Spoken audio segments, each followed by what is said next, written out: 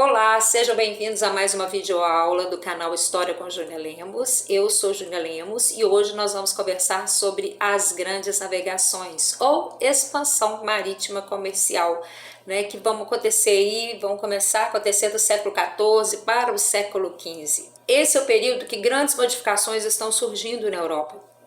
Está surgindo um absolutismo, um sistema político em que o poder está centralizado na mão do rei. Esse rei, ele quer mais terra, ele precisa de moedas, ele precisa de metais preciosos. E aonde ele vai conseguir isso? Financiando, patrocinando e apoiando as grandes navegações. Outra coisa que está surgindo nesse período é a formação dos estados nacionais. Países estão surgindo com seu território delimitado, com sua língua oficial, com seu sistema de peso e medida. Para sobreviver e para existir como país, essas nações elas vão ter que financiar também as grandes navegações, porque através das grandes navegações muita coisa nova vai chegar até esses estados nacionais. E uma delas, metal precioso para cunhagem de moeda. E uma coisa extremamente importante que vai estar ligada às grandes navegações, que eu deixei por último, é o renascimento artístico, cultural e intelectual. Esse renascimento é extremamente importante para as grandes navegações. Por quê? Porque ele vai trazer o sentimento de curiosidade, de empirismo, de busca do novo. É graças ao Renascimento que nós vamos ver aí esse homem se lançando para busca de novas rotas. Uma mercadoria muito importante vai estar chegando com essas grandes navegações. Que mercadoria valiosa é essa? Para mim, a mais valiosa de todas, é a informação. À medida em que o homem atravessa um território que antes para ele era considerado perigoso, assustador, ou até ele achava que ali seria o fim do mundo, a partir do momento que ele vai e volta e traz o testemunho dele como sobrevivente daquilo ali, várias informações sobre aquela região, sobre aquele lugar vão sendo registradas. Com a aventura desses homens que vão se arriscar viajando nessas navegações que eles consideravam tenebrosas, nós vamos ver aí surgir a quebra dos dogmas medievais com o empirismo. Antes das grandes navegações, ainda no final da Idade Média, nós vamos ver que quem detinha o comércio com o Mediterrâneo era Gênova e Veneza. Tinha acontecido o que nós já estudamos e chamamos de reabertura do mar Mediterrâneo. O mar Mediterrâneo, que antes estava sob o domínio dos muçulmanos, agora vai ficar sob o controle de Gênova e Veneza, cidades italianas, que vão deter a rota de comércio, ou seja, elas que vão repassar os produtos que vêm do Oriente para a Europa fora, se tornando cada vez mais forte. Isso é interessante para a gente ver também, para entender o próprio renascimento artístico, Por que Gênova e Veneza terão dinheiro para financiar o renascimento artístico? Graças a isso aí, Um dos motivos é esse aí, o controle da rota comercial que elas vão ter. Esse é um período que a Europa tem pouca coisa para oferecer para o Oriente, O Oriente, com suas especiarias, com suas mercadorias, seus temperos, seus tecidos, eles têm tudo o que a Europa precisa. Mas eles não têm, mas a Europa não tem nada de interessante para oferecer para eles. A única coisa que a Europa tinha e que já estava se esgotando eram os metais preciosos, o ouro. As minas da Alemanha já começavam a se esgotar, então não tem metal precioso para poder mandar para o Oriente para fazer comércio. Qual a solução? Partir em busca de novos locais, novos lugares em que eles encontrarão os metais preciosos. Um dos fatores que nós vamos ver aí, que vai ser um dos desencadeadores aí das grandes navegações, é a crise feudal do século XIV. Vocês lembram dessa crise?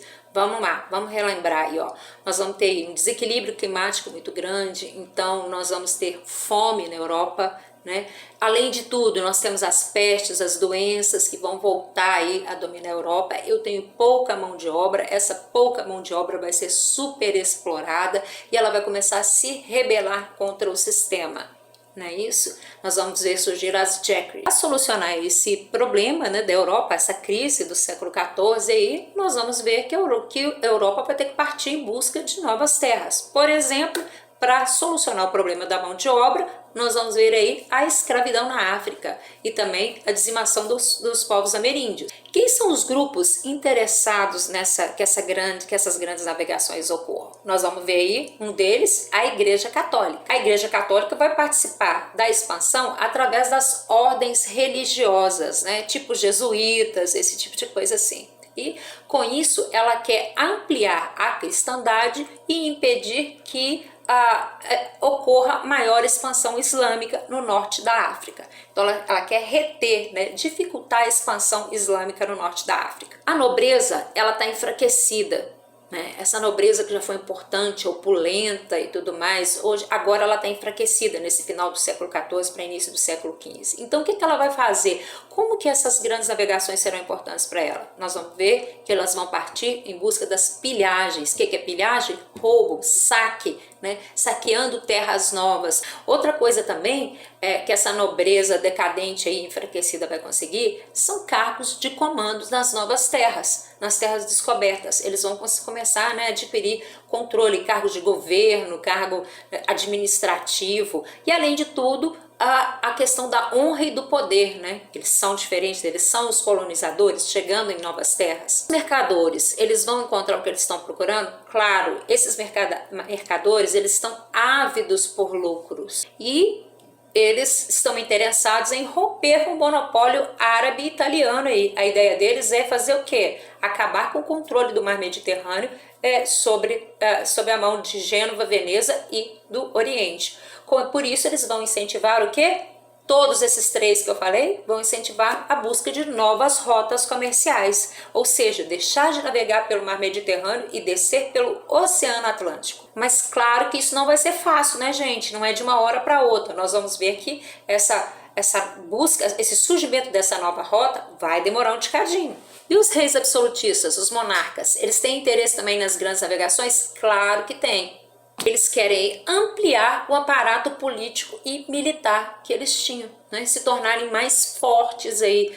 Dentro dos fatores que levam a o início das grandes navegações, nós temos aí a famosa redescoberta de Ptolomeu. E quem foi Ptolomeu, né? Ptolomeu foi um intelectual, um matemático, um cientista grego que viveu na Alexandria, né, cidade que ficava no Egito, e ele escreveu várias obras falando sobre a esferidade da Terra, sobre o movimento de rotação, translação, sobre o movimento do Sol, da Lua, da interferência dos planetas na vida do homem, coordenadas geográficas. Ele traçou coordenadas geográficas de determinados lugares, né? Então ele deixou tudo pronto. Vai ser seguindo essa ideia da Terra ser redonda, esférica, né, que o Ptolomeu cria, é que o Colombo vai se lançar aí às grandes navegações e vai acabar chegando aonde? Nas Américas. E uma coisa extremamente ligada com o renascimento artístico, cultural e intelectual que nós vamos ver aí é o progresso técnico-científico que vai acontecer na Europa, né? Vai começar a surgir instrumentos náuticos novos. O astrolábio e o quadrante vão começar a surgir, né? Vai reaparecer aí, começar a surgir não, né? Ele vai reaparecer. São instrumentos que eram usados lá, Grécia, Roma, e que agora eles ressurgem aí como instrumentos de orientação. O astrolábio, o que eu faço com o astrolábio? Eu me oriento, né? Eu procuro meu norte através das estrelas. Outra coisa que vai surgir, que nós vamos ver, são embarcações mais poderosas, mais potentes. Uma delas é a caravela. E vamos ver também que novos portulanos serão desenhados. O que são portulanos? São mapas. Novos portulanos serão desenhados baseados nas novas descobertas que esse homem está fazendo, que esse homem está trazendo, né? Cada vez que ele viaja, retorna seguro, o que ele traz? Ele traz uma informação diferente para ser acrescentada nesses portulanos. E não podemos esquecer os desejos utópicos. Esses aí são extremamente importantes, né, impulsionadores para as grandes navegações. Esses desejos estavam relacionados com a rejeição da realidade que o homem da Idade Média tinha, né? E a busca incessante por uma vida melhor, uma vida diferente da realidade onde ele estava vivendo. E nós vamos ver que essa busca pelos desejos utópicos vão variar de acordo com o grupo social, conforme que a pessoa vivia. vai ter reino para tudo que se imaginar. Um dos lugares que o homem dessa época vai estar procurando é o famoso reino de Coconha, né? Um local paradisíaco onde ninguém precisava trabalhar e existia extrema fartura e riqueza e abundância de alimentos. Havia também a ideia da ilha Utopos, criada por Thomas More, né? Onde não havia propriedade privada e havia distribuição igualitária de tudo e para todos. Ele falava, a capa do livro, né, sobre essa ilha utópica é uma meia-lua, né? Ele fala que era um reino em formato em meia-lua, onde todos teriam direitos iguais. Temos também o tal do Eldorado, que a gente vê em filmes, em séries, em desenhos animados. O Eldorado era o local onde terras, montes, montanhas, tudo era feito de ouro, tudo, absolutamente tudo. E o famoso, que eu mais gosto, eu acho mais interessante, o famoso reino do rei Prestes João, um local onde existia a fonte da juventude e que ninguém envelheceria, né? E as relíquias de São Tomé também estariam, eles falavam, né, que as relíquias de São Tomé estariam também localizadas nessa ilha. Portugal vai ser o primeiro país a se destacar nas grandes navegações. Vamos ver por quê? Né? Porque Portugal tinha uma tradição em navegação, já, tá? Não pelo Oceano Atlântico, esse tipo de coisa, mas pelo Mar do Norte. Portugal já tinha uma tradição na pesca, ele já mexia muito com pesca, isso fazia com que tivesse acesso a outras regiões. Também Portugal muito ligado à navegação de cabotagem. O que é essa navegação de cabotagem? Né? É a navegação entre portos no mesmo país, né? Vai parando. Navega aqui, para. Então Portugal já tinha aí um histórico já com esse tipo de navegação.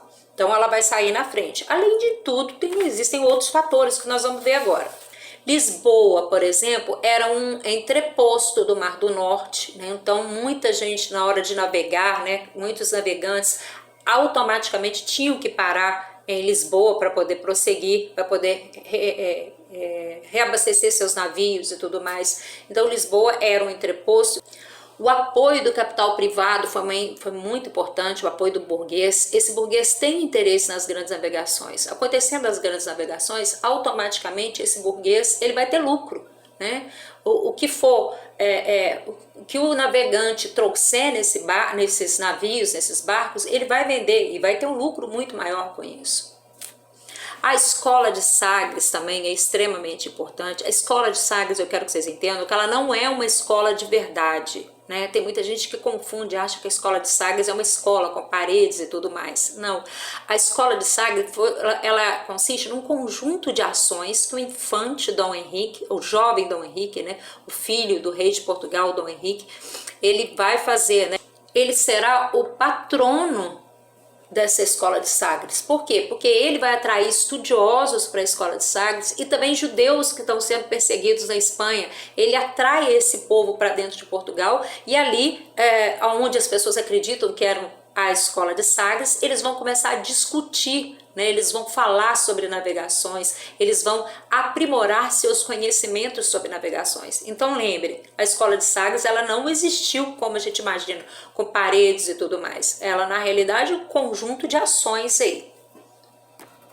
E vamos ver então as etapas da expansão portuguesa, né? O que Portugal vai conquistar primeiro, segundo, terceiro? Vamos lá. Primeiro lugar, Celta, em 1415. E Portugal vai usar do espírito cruzadista para dominar essa região. Por quê? Porque a região era um importante entreposto comercial muçulmano. Então o combate ali vai ser um combate no estilo cruzadas, né? Os cristãos versus os infiéis, né? O fiel versus o infiel. E eles vão acabar dominando a região e conquistando. Vocês vão ver aí no mapa aí Celta, ó. Olha eu mostrando para vocês, Celta.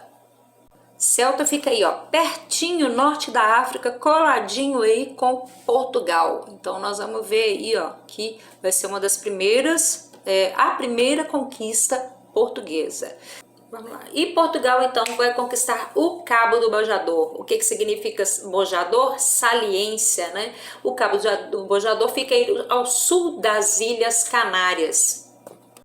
E era chamado de, a localização do Cabo do Bojador, né, o Oceano Atlântico, era chamado de Mar Tenebroso. Eles acreditavam que as águas do Oceano Atlântico nessa região, elas eram fumegantes, né, que haviam serpentes, que quem era branco se tornaria negro, e vai por aí fora, uma série de lendas. Eles tinham muito medo desse mar, tanto que é criado um poema chamado Mar Português, né, para fazer referência a essa sofrência desse povo da época. É um poema do Fernando Pessoa, que deixa muito claro o medo que esse homem tinha de navegar por esses mares tão desconhecidos, né? Para retratar bem o que era atravessar esse Oceano Atlântico, o Fernando Pessoa faz um poema, né, falando da sofrência que era, do sal das lágrimas das pessoas que ficavam chorando, tendo seus entes queridos navegando pelo Oceano Atlântico. Então o poema todo sempre já caiu no Enem em outras vezes, em outros vestibulares, e ele está relacionado com isso, com o medo que o navegante, né, o cara que estava fazendo essas navegações, tinha de enfrentar o Oceano Atlântico. Um cara chamado Julianes, em 1434, ele ultrapassa o Cabo do Bojador e ele desmente todos os mitos aí, né? Ele coloca por terra essa ideia de água fervilhando e de bichos ferozes, serpentes e tudo mais. Ele é o primeiro a passar e colocar por terra esse temor que o português tinha do Oceano Atlântico. E vamos ver como que vai se dar a expansão castelhana. Nós vamos ver aqui quem está governando a Espanha nesse período das grandes navegações aí, né, no caso 1492, que vai ser quando Colombo chegar até as Índias, né, quem está governando a Espanha são os reis Fernando e Isabel. Vocês já estudaram comigo, né? São os reis de Castela e Aragão, qual eles se casam, né? O casamento dos dois vai ser um dos passos, um dos pontos chaves aí para surgir o Estado Nacional da Espanha. Esses reis vão ser os financiadores de Cristóvão Colombo, que propunha chegar às Índias navegando sempre pelo Ocidente. Só que ele estava indo pelos cálculos e pela lógica do Ptolomeu. A ideia de esferidade da Terra, do tamanho da Terra para o Ptolomeu, ela era um pouco menor. Então, levando em consideração esse tamanho que o Ptolomeu estava trabalhando, né, tinha trabalhado na sua ideia, é que Cristóvão Colombo acredita que chegaria às Índias navegando pelo Ocidente e acaba chegando nas Américas. A descoberta de Colombo, né, das novas terras, das terras encontradas no Novo Mundo, nós vamos ver aí que os reis católicos vão recorrer ao Papa Alexandre VI para legitimar as terras descobertas a favor dos espanhóis. Por que o Papa tinha todo o poder para fazer isso? Pelo direito canônico, o Papa tinha poder sobre todas as terras e somente ele poderia dar o pertencimento das terras descobertas para os espanhóis. E o Papa vai fazer em 1493 uma bula chamada de Bula Intercoetera, no qual a Espanha vai ter direito aí de ficar com as terras recém-descobertas. A bula papal, ela anulava direitos que Portugal tinha na região. Portugal vai ficar insatisfeito, vai ameaçar entrar em guerra, né, fazer um conflito sério se as coisas não fossem resolvidas, e aí nós vamos ver que vai ser criado o Tratado de Tordesilhas, que é o que vai dividir as terras descobertas entre Portugal e Espanha. Foi estabelecido então um tratado, né, que a partir de 370 léguas a oeste da ilha do Cabo Verde passaria essa linha chamada de Tratado de Tordesilhas. E o que ficava estabelecido nesse tratado, né? Nós vamos ver aí que as terras a oeste vão ficar com a Espanha e as terras a leste vão ficar com Portugal, iriam ficar com Portugal. O rei Luís XII da França, ele vai ficar insatisfeito com isso, né? Vai questionar, né? Tem uma frase que ele fala, né? Quem foi que deu o direito de dividir o mundo entre duas partes? Foi Adão? Isso está escrito no Tratado de Adão, era algo mais ou menos assim que ele fazia, né? Ele questionava então esse Tratado de Tordesilhas. O que nós podemos concluir com esse com esse capítulo, que a partir de então nós vamos ver aí a europeização do mundo, né? A Europa vai passar a ser o centro de todas as coisas, vai passar a ser o centro do que é importante, vai se colocar no centro dos mapas. Vai ocorrer uma dinamização da economia europeia, claro, vai adentrar metais preciosos, vão adentrar várias coisas que antes a Europa não tinha, né? Então vai ter uma dinamização desse comércio. Vamos ver também uma globalização mundial, né? Começa a se falar, eu pelo menos gosto muito de falar desse termo de globalização. O Oceano Atlântico vai ligar todas as terras, vai ligar países que estavam distantes, continentes que estavam distantes. Então agora você tem o Oceano Atlântico dando pontapé para a globalização aí da economia, da cultura e de tudo. E é isso, meus queridos, nós vamos ficando por aqui. Num outro momento eu volto falando sobre mais algum assunto interessante, sobre mais alguma coisa relacionada ao Enem. Antes de sair, né, antes de ir embora, não vou deixar passar sem indicar um filme, né? Que filme que a gente pode ver que trabalha muito esse período aí, essa chegada, né? Colombo chegando no Novo Mundo e tudo mais. O filme 1492, A Conquista do Paraíso. Ele tá até disponível aí no YouTube. Vou deixar aqui, ó, o cartaz do filme aqui para vocês darem uma corrida de olho aí, tá? E vocês não precisam baixar nem nada, o filme tá disponível, tá online. Outra coisa, aquele pedido de sempre, né? Não deixe de se inscrever no canal, de curtir os vídeos, de compartilhar. É importante para que o canal possa estar crescendo. Obrigada, viu, gente? Tchau!